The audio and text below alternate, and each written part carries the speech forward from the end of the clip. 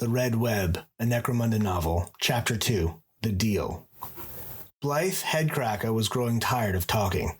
It had been 2 hours of negotiations between his brother Nog and the Cawdor rat Herc the Pious.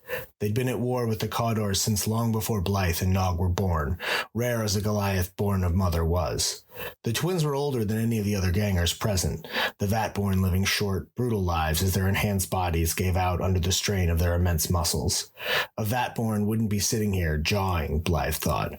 Maybe their intelligence wasn't the gift they'd always thought it was. It led them to make stupid choices that they made because they thought they were smarter than their peers, stupid choices that led to lots of long, boring conversations. Still, they were born this way, and one way or another there was no changing it now.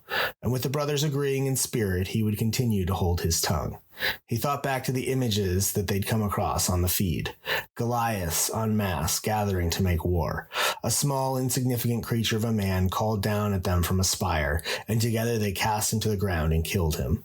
A smile flashed across his face, obscured by the respirator he wore to survive the ghastly smell of the Cawdors. Herc stood up from the table abruptly. I don't understand what you think we can do about this. The Emperor willed the world to work the way it does. Lord Elmar may be decadent, but he fulfills his duty. Nog shook his head. He's a damn charlatan.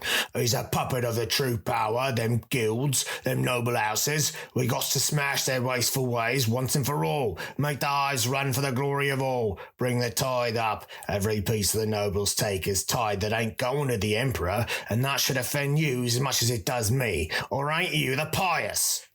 Herc bristled. Fine, then a truce it is, but I don't know if the rest of it is... You got yourself a deal. The rest of it is going to be a piece of piss, don't you worry. You don't have to do anything until the explosions start. The Enforcer Precinct is going to be bombed. After that, we do our part. Herc looked alarmed. I see. And you think we really secure the entire town? Nog smiled. For the glory of House Helmar, we must cleanse those failing in the duties he's given them. Herc, shaken, replied, For the glory of House Helmar. Some time later, as the brothers traversed a sewage pipe to get back to their gang's hideout, Blythe turned to his brother. You don't think those rats will really play ball, do you? The moment we're done shooting, they'll put one in your back. Maybe even before we start. The loyalty is suspect. Nog was not in the mood for this dissension from his brother. Listen here, we don't know who the Cawdor serve until we see how they respond to the bombs. We don't move till they cut Negrit and Powell's throats, understand? Either we all go and no one goes. A bomb in a precinct is going to cause chaos. We can mop up the Cawdors if they don't do their end. A broken deal means a broken skull, remember? Blythe was skeptical, but he knew better than to push his brother past the point of frustration. He clammed up. It was several cycles before the signal came. The charges planted in night by other conspirators. The explosion ripped through the dome, the pressure wave collapsing Habs and other settlements nearby. Then, as quickly as the chaos came, the sound faded, and the hive again went silent. The Goliath gangers were quick to grab their arms, lookouts focusing on their view of the Cawdor settlement. Nothing yet, boss. I ain't seen any movement. I don't think these Cawdors are going to show up for their duty. Pig, one of the Jubes tasked with the sentry duty, radioed back to Nog. Those insolent fucks busted a deal, didn't they? He spit on the ground, the taste of the words rancid in his mouth. And we got business with the scryers tonight, boys. The mighty must rule! The mighty must rule! Echoed back from the other members as they finished putting on their equipment. Blythe smirked. The manifesto they discovered didn't say any such thing, but Nog knew his gang well enough to put the message in words they understood. Overthrow the weak, rule yourselves, seize the hive infrastructure, work with the other gangs as needed to build a new hive. But the manifesto seemed to assume the other gangs would be true to their word, that the gangs could work together. That wouldn't necessarily be the case today. The gang descended on the Cawdor Hab, forcing open the front and side gates. What they found was not what they expected. Screams echoed through the dank and dark hallways of the place. Rodents scattered as the light from the glow globes the Goliaths carried pierced the smoky air. A few bodies lay on the ground in the hall, but no sign of the killer. Occasionally a gunshot echoed from somewhere lower. Boss, what did we miss? Turaga the Blind asked. I don't know, but keep your guns pointed. There's something alive in here and we're going to need to end it. Now stow it. Nog's words caused all chatter to cease. The gang knew not to disobey orders on a job. The consequences were often fatal. They crept down the steps, deeper into the filth the Cawdor called home. More bodies, most killed by bullet or blade, one in the corner still smoldering, the victim of a jet of burning promethium.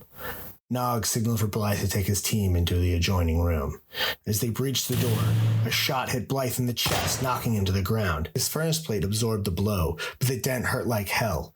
He tossed the chest plate aside and went back into the room. His fighters had already entered, but his assailant turned out to be a mortally wounded young Cawdor, bleeding out on the floor. The kick from the stub pistol had knocked the gun out of his hands, but he clung to life. Boy, you better tell me what happened here or I'll pop your head like a can of noodles. Boss, fought with the deacon, put a knife in his chest. The boy gave a wet cough. He didn't have many answers left in him. Everyone turn on each other? No, only a few. Mordecai started acting strange. The boy gasped. He struggled. He could not get his breath. His face froze in terror as the color drained. Dead. At the same moment, a chorus of shouts and gunshots came from behind. Nog screamed. Blythe sprinted at the threshold, bursting into the room where they'd parted ways. A blur entered through the other door, but Nog was ready and fired a rivet at the fast-moving foe. The shot stuck its mark, pinning a robotic arm to the bulkhead. Incredibly, this did not stop his target. Instead, one arm detached, while a second on that side, the mechanical construct appeared to have four, well, now three. It raised a flechette pistol. Blythe dived, but one of the poisoned needles pierced his leg. He felt a wave of nausea and fatigue, but pushed through the pain, drawing the bolt pistol on his hip and spraying multiple shots at the thing. Its body was ripped apart by the explosion, and as the rest of Blythe's team entered the room, they secured the pieces, still writhing, still struggling to kill. As he tried to stand, he vomited, the toxins taking their toll. He talked to the doc when they got back to headquarters, but Goliath physiology was well hardened against the effects of poison, having been engineered to survive in the worst of conditions in the hive. Nog was down. His team was all dead. He laughed as his brother dragged him to a wall to prop him up. One of the rats must have talked. That was one of Elmar's murder bots. Shredded us. Blythe thought for a moment. So Eric didn't lie to us after all. He just trusted the loyalty of his rats too much. Nog nodded. I don't think I'm coming home from this one, brother.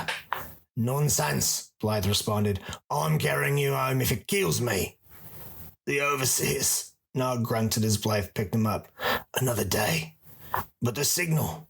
It's going to be a while before they find who placed the bombs. Even longer till they trace them to us. Blythe put a confident expression on, but inside he was worried. Crimes against the Imperial House are not taken lightly.